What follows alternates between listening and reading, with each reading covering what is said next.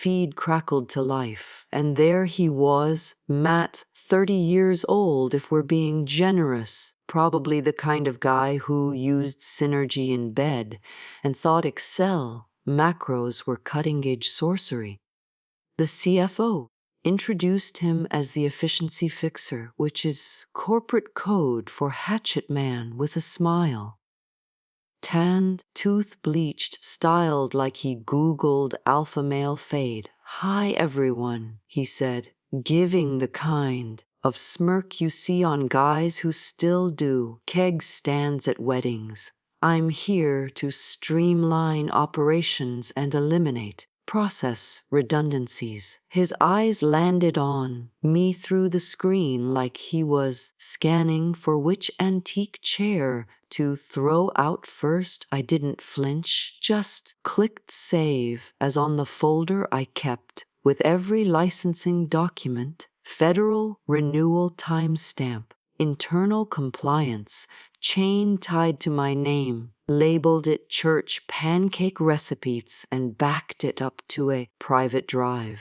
Dana Miller wasn't going out like a rookie. By lunchtime, I heard him in the break room joking with 2 junior analysts about phasing out boomer infrastructure. I'm 42, not a boomer, but in Matt's world, if you don't talk your workflow, you're obsolete. Then came the huddle open floor plan, everyone standing around like it was an exorcism of common sense. Matt pulled up a slide deck filled with nonsense, phrases like agile compliance ecosystem and decentralized accountability hubs. I watched 3 interns nod like they were witnessing the second coming of Elon Musk. Some of our team members, especially those with legacy responsibilities, will be reassessed to ensure alignment with our lean strategy, he said. Then, staring right at me, "We appreciate your historical contributions, Dana." Historical like I was a damn sarcophagus in HR's basement. I didn't say a word, just smiled. The kind of smile you give when someone walks into a bear trap you've been camouflaging for decades. Oh, and quick, pause before we keep going. If you're listening and not subscribed, help a soul out. Trying to hit 10,000 subscribers so I can finally afford a chair without a missing wheel. Seriously, 95% of y'all listen without clicking the button. Just one tap and you'll make this girl real proud. All right, back to the meltdown. That night, I stayed late, not because I had to. I wanted to watch the system breathe like a mother watching her kids sleep before CPS shows up. I double-checked my credentials across 3 federal platforms: free active certification, renewal control, licensing PIN, and audit clearance. Still tied to my name. I made sure the timestamps matched.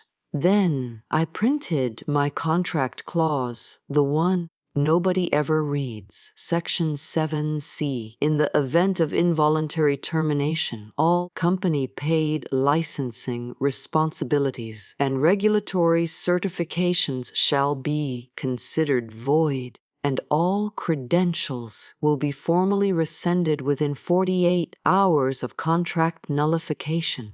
Nobody noticed when I left the building, but I noticed the way Matt's eyes lingered on me that morning like a lion staring at a cow, not realizing the cow has access to predator drones. You ever see a man mistake a fuse for shoelace? You will. By the next Tuesday, Matt had taped a poster above the copier that said, "Compliance not equal to complacency." The font was Comic Sans. Then came the real fun. Everyone, yes, everyone was told they had to re-enter for their evolved role. It was spun like a bonding exercise.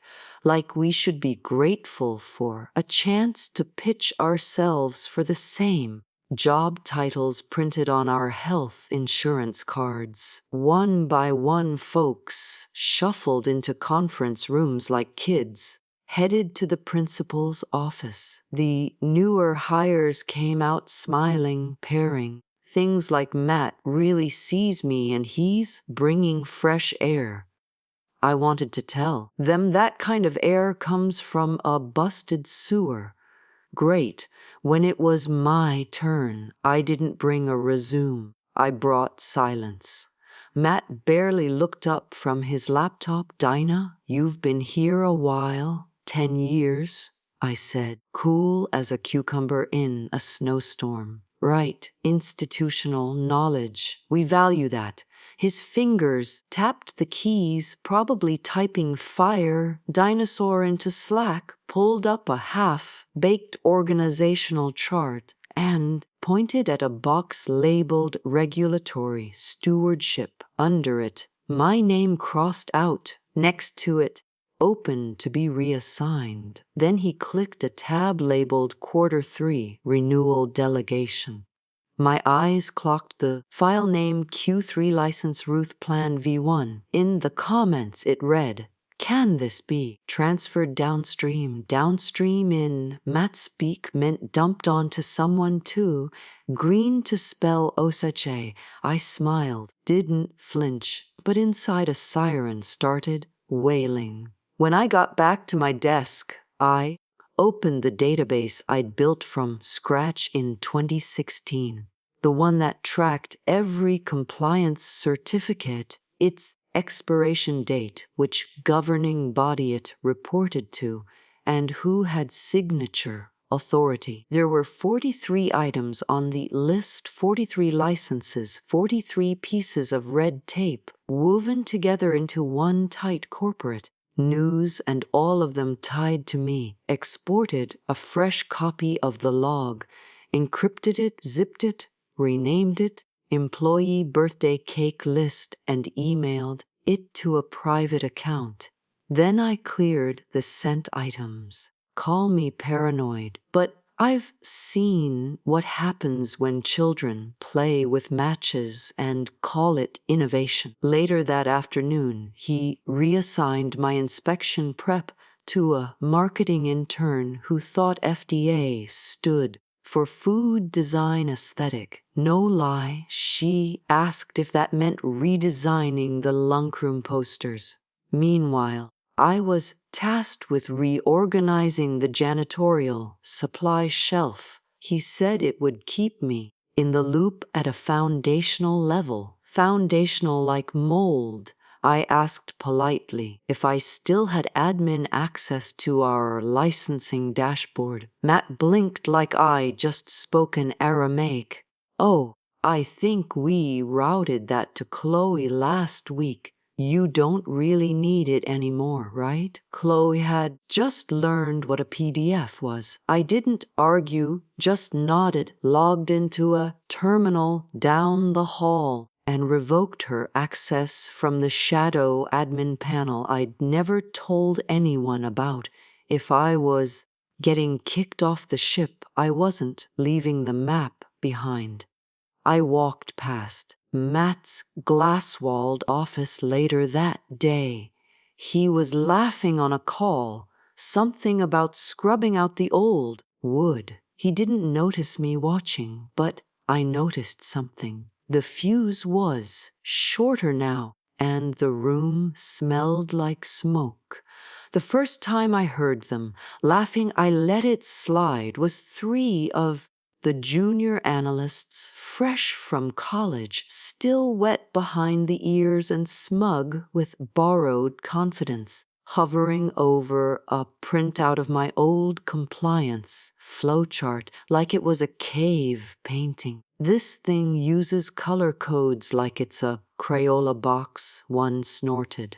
Another added, she even timestamps everything manually. Does she know automation exists? They were clustered near the break room like a pack of overconfident poodles, sipping cold brew and dropping buzzwords like agile iteration and machine learning integration. As if those phrases had ever stopped a federal audit, I walked past head high, but my spine burned.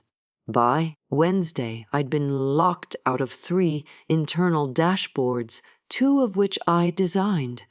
No warning, no access request, just a red 4003 screen and a pop-up that said, "Contact your system administrator." Spoiler, I was the system administrator or had been. I mailed it. No reply. I tried calling HR. The voicemail was colder than January in Detroit. Finally got a real person after 4 attempts. They said, "Sorry, Dana. All HR requests now go through your departmental manager."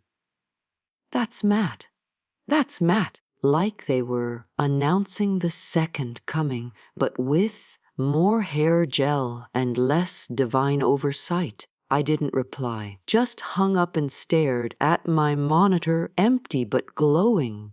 Been cut off from every meaningful interface in less than a week. No explanations, just streamlining. Matt was smart in that insidious MBA way. Never enough to build something, but just smart enough to know how to dismantle it under the cover of policy updates and reorg memos. He'd started slipping little grenades into his weekly updates to leadership, legacy processes under review, potential staffing overlaps, redundant certification management identified.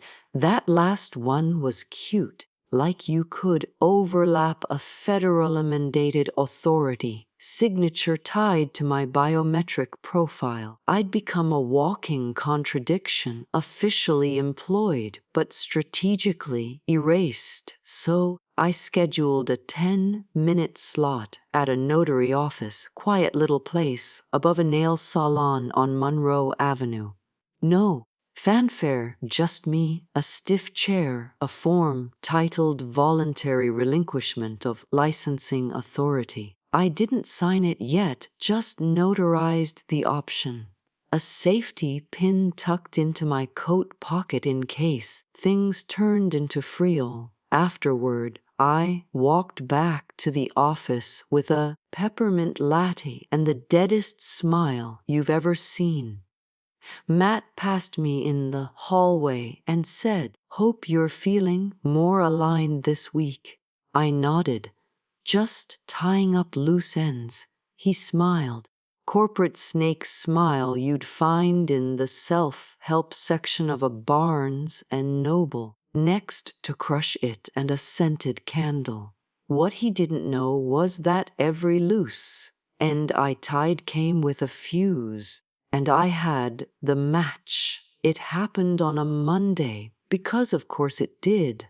The kind of Monday where the air in the office feels like microwaved plastic and everyone pretends they like their jobs just enough to survive another week. We were all gathered for Matt's new weekly, Momentum Sync, which was basically a TED Talk for sociopaths. He stood at the front of the open floor bullpen in his tight blue blazer and did that palms out gesture like he was calming down a herd of sheep. "Let's start with some candor," he said. "That's how you always know someone's about to gut you in public when they lead with candor. We've been doing a lot of reflection over the last few weeks." He went on, pacing like he was about to sell us time shares in hell. "While tradition has value, stagnation is a threat." He stopped right behind my chair. I didn't turn around, and unfortunately, he said, loud and clear, "Certain legacy roles are no longer aligned with our forward momentum." People started shifting in their seats. Some looked at the floor.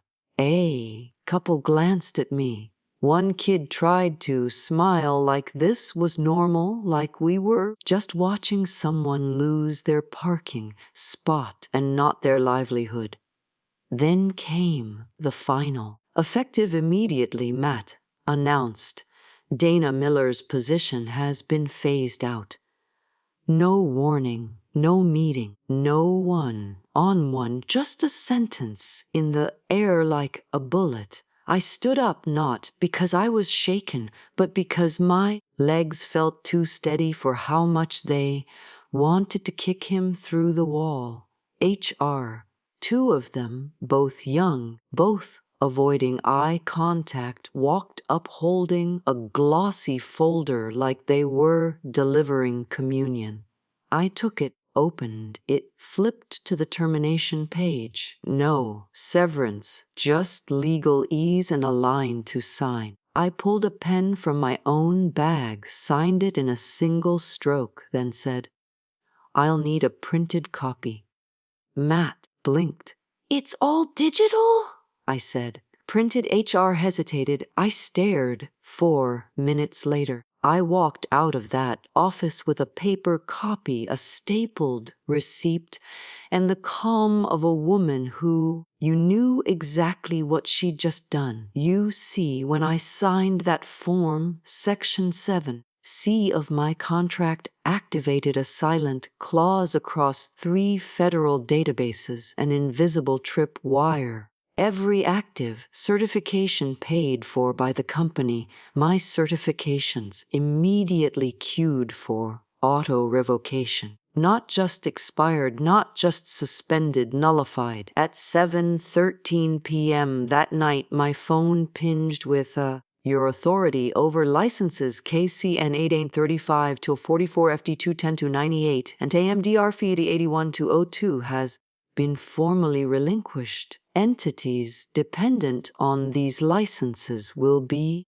marked non-compliant in 24 hours unless reauthorized by a certified replacement. I didn't forward it, didn't screenshot it, didn't even reply. I just sat in my apartment, sipped boxed Merlot, watched reruns of The Golden Girls while the digital news started tightening around Matt's precious forward momentum, and I slept like a goddamn baby. Wednesday morning started with a whimper and a very expensive box of nothing. At 9:04 a.m., procurement tried to confirm shipment of medical-grade filtration components for one of our biotech clients.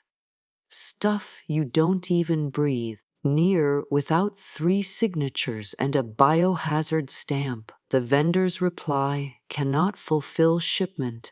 Receiving entity listed as inactive. License CN 835 to 44 expired. Contact listed certifying officer. Guess who that was? 10 minutes later, it started logging anomalies. Logins failed. API calls choked. A scheduled data since to the FDA's audit portal returned a rejection code. Invalid license holder. That same hour, our internal license dashboard, once as clean and green as a freshly mowed lawn, started lighting up like a Christmas tree in hell. Red alerts, inactive flags, credentials marked orphaned. Matt, ever the smooth-rain diplomat, strolled into the operations pod with a to-go cup from some downtown cafe and said, "We'll just update the contact info." One of the compliance analysts, poor kid named Renee, tried to explain. "Sir, contact updates require certification reauthorization." Dana was the certifying officer legally. Matt blinked. "So do it anyway." She was the only credentialed officer with reauthorization authority across all active verticals. No one else is registered with the Federal Compliance Board, and the re-registration period, it takes weeks. There was a silence, not the awkward kind, the fatal kind. Like watching someone realize the iceberg isn't going to move. Matt rubbed his temples and muttered, "Why the hell didn't anyone tell me this earlier?" Renee, barely old enough to rent a car, replied. Donna was the one who told people that. Meanwhile, I was at home, in sweatpants, eating knockoff Cheerios and reading the whole thread from an anonymous email chain a former colleague had quietly blind copied me into. Someone even included a screenshot of Matt's Slack message to legal. Anyone know how to override a license expiry? Tag in the dashboard thingy. Thingy called it a thingy. That dashboard had been my baby for 5 years. I designed it to lock down tighter than Fort Knox if certain revocation events fired. It wasn't just bureaucratic, it was surgical. If someone without the proper credentials tried to access a certification, it blacklisted their IP and auto-reported the intrusion to internal audit logs, which it also discovered that afternoon because Matt had tried to brute force his way in. By lunchtime, Char was getting panicked. Pings from upper management. Can we get Dana back? Does her NDA prevent communication? Who signed off on this? Nobody answered because the only person who could have was too busy figuring out if she wanted soup or wings for lunch. Spoiler, I went with both. That evening, I opened LinkedIn and checked the old company page. Still proudly boasted, federally certified across all operations. I almost felt bad, almost. Instead, I smiled because I knew by Thursday that lie was going to cost them more than just pride. The seeds were sprouting and the vines were tightening. Friday morning came with sirens. No one could hear, just the soft ping of a calendar alert and the thud of panic dropping into Matt's soy-lat-filled gut. FDA randomized site inspection, NV others, AM. It was legit, random yes, but randomized within a window Dana had always planned for quietly, annually, color-coded, spreadsheet, cross-referenced against vendor contract, terms, renewal cycles, and the phases of the damn moon if needed. The auditors didn't play. They walked in with clipboards and the moral authority of IRS agents in Kevlar. By 9Z22, the front desk called compliance. 3 inspectors here. They're asking for the license holder. Silence. Long, panicked silence, because there wasn't one. Matt, now visibly sweating through his navy banana Republic blazer, sprinted to the ops wing and barked at legal. Can we get Dana's credentials reinstated?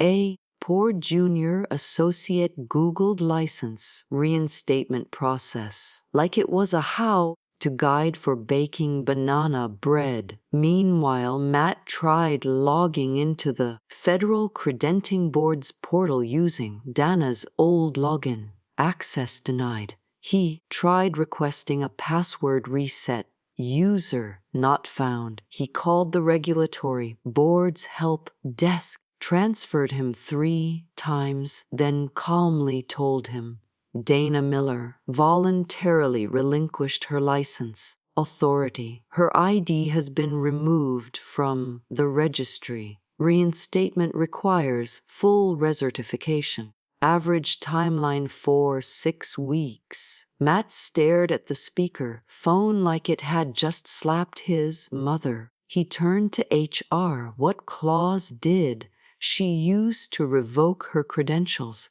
They flipped through her termination file, confused. We just processed the standard exit paperwork. I don't know anything about credentials. Someone from audit chimed in.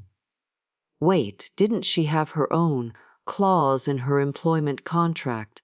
That's when the room collectively remembered Dana Miller wasn't some dusty compliance grandma. She was the linchpin, and they had yanked her out like a wisdom tooth hooked into the spine. Meanwhile, across town, Dana's phone buzzed. It was Liz from documentation. A decent person once, kind who baked cookies for audit week and used to sneak post. It doodles onto Dana's monitor back when the world made sense. Liz's voice cracked. Did you do this? Dana stirred her coffee, looked out the window at nothing, then smiled. No, she said calmly. You did click. She didn't hang up hard, didn't yell. That would have been giving them too much credit because this wasn't revenge. This was math. 1 + 1 = you fired the wrong damn person. Auditors were now sitting in the lobby. The company legally couldn't allow them into the secured wings without a licensed compliance officer present, which meant the audit couldn't proceed, which meant every single vendor and client relying on certified compliance for active projects would be in technical breach of contract in approximately 4 hours. And Dana, she was getting her nails done. Midnight burgundy gel finish, not because she needed to, because power doesn't need to raise its voice. It just has to walk away. Monday, 8:37 a.m. The building smelled like stale coffee, dried sweat, and the quiet shame of a company that just realized it stepped on its own oxygen hose. That's when he walked in. Gregory T. Winslow, CEO, cruise tan, glowing like an overcooked rotisserie chicken, silk shirt, still creased from whatever Monaco resort he just floated back from.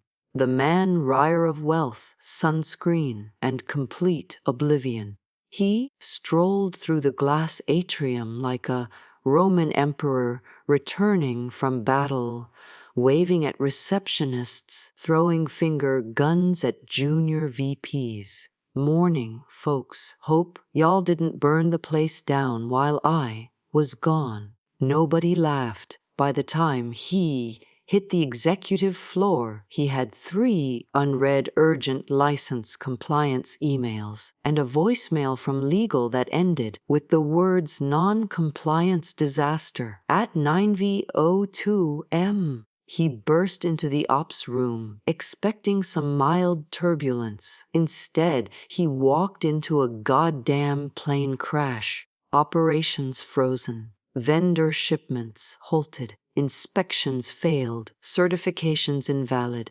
Clients livid. Revenue dashboard flatline. He turned to the room of redayed managers, jaw tightening. Who's handling this? All heads turned toward Matt. Now looked less like a visionary and more like a middle schooler who just flooded the gymnasium with glitter glue. Gregory pulled up Dana's termination paperwork on a wall-mounted monitor, read it in silence, then scrolled some more. Finally, he said it quietly, at first, like he couldn't believe the syllables as they came out. You fired the license holder. Matt opened his mouth, closed it. Gregory's voice didn't rise. It dropped. Fired the person with sole federal licensing authority across all departments. Matt stammered. Her responsibilities were deemed redundant. Gregory laughed, but not like a joke laugh, more like a "I just found out my kid sold our car for crypto" laugh. He pointed at the screen. Her name is on every regulatory document, every active license, every renewal path, every legal compliance chain this company depends on to exist flipped open a manila folder legal had rushed in with. Here's our top 5 suspended vendors. All contracts frozen due to expired searches. And here, he tossed a paper onto the table like a blackjack dealer. Dana Miller listed on every single one. Gregory spun back to the room. And you let a kid who still writes in buzzword soup fire her. Matt tried one last Hail Mary. I thought we could reassign it. It said we could just update contact info. It's a federal license, not a damn email alias. Gregory thundered, silence. Then he grabbed his phone. Looked up Dana's contact. Nothing. HR piped up. We tried reaching her. She's unresponsive. Gregory sighed, sat down, rubbed his temples like the sunburn had crawled behind his eyes. Then get her back, Matt coughed. She might not want to come back. Gregory looked at him like he was a bug crawling across a buy-in loafer. Oh, she'll come back, he said. Well pay, ravel, name a wing after her if we have to. But deep down even he knew the woman they tossed like moldy leftovers now held the keys to their entire damn kingdom. And she wasn't standing at the gate anymore.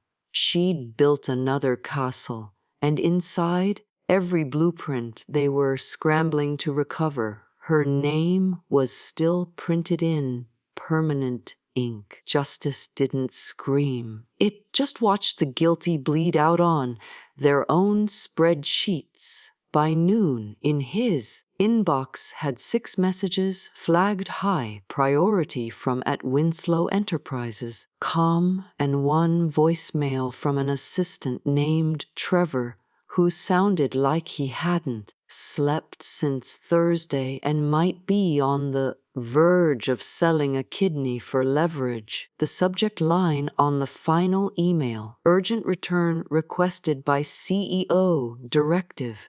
Dana didn't open it right away. She finished her late breakfast, 2 eggs over medium sourdough toast, the smug silence of a woman whose enemies were now taking meetings under fluorescent lights while she basked in the soft hum of a home espresso machine.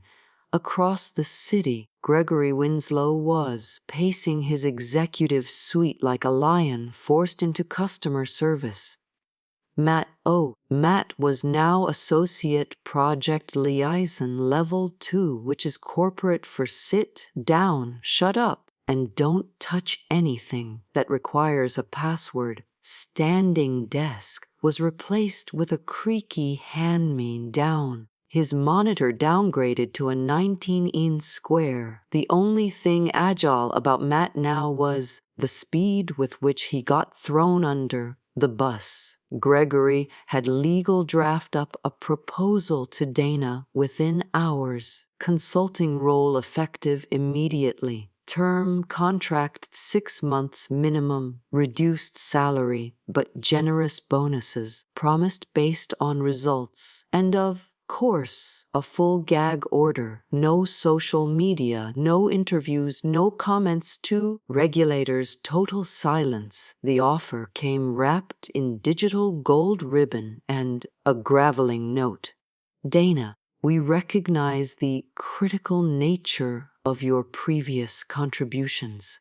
Please consider this opportunity to help us restore operational integrity. We are prepared to be flexible. Let's rebuild together. Dana reread it twice. No mention of an apology, no ownership of what happened, just veiled desperation. Dressed in HR drag, she composed a reply. Subject return requested by CEO Directive Gregory. I appreciate the offer. Truly, unfortunately, I don't return to burn buildings, especially the ones where I was thrown into the fire for streamlining. As requested, Please find attached a highlighted copy of my signed termination clause, Section 7C, formal confirmation of license, revocation from the National Registry Board. Screenshot of your company's certification dashboard taken 72 hours post-termination. You'll notice my name still listed, grayed out, irreplaceable, wishing you compliance and clarity. Dana Miller. No flair, no threats, no negotiations, just receipts. She clicked send and exhaled, not like a woman mourning a lost job, but like someone closing a door they built, installed, and locked from the outside. Gregory read the email in silence. Didn't forward it, didn't reply. He just leaned back in his chair, eyes locked on that grayed-out dashboard, screenshot, and for the first time since stepping off his yacht, he understood they hadn't just fired an employee. They excommunicated the one person who understood the religion. And Dana, she wasn't praying anymore. 3 weeks later, LinkedIn damn near imploded. There she was, Dana Miller. Hair a touch lighter, smile a little sharper, dressed in business black like a woman who came to collect. New position, director of Compliance Stratix Biocore. The post was short, no hashtags, no humble brags, just grateful to join a team where integrity isn't an afterthought. Below it, 2 lines of polite hellfire. Stratex Biocore secures Omega Med and Viarch contracts, citing continuous compliance confidence as deciding factor. Those were the crown jewels, too. Biggest clients her old company had flaunted in every earnings call. The ones that now packed up shop and walked after hearing their certification. Backlog hit unknown reactivation window. Internally, Stratex didn't have to sell hard. Dana came with the licensing blueprint in her brain and an industry reputation that couldn't be photoshopped. The very fact that her name had once secured multi-million-dollar vendor relationships was enough to tip the scales. Meanwhile, back at her old stomping ground, still stuck, the dashboard never turned green. License appeals choked in bureaucracy. Legal fines were rolling in daily, some automated, some hand-delivered like hate mail from the gods. Vendors dropped out. Clients panicked.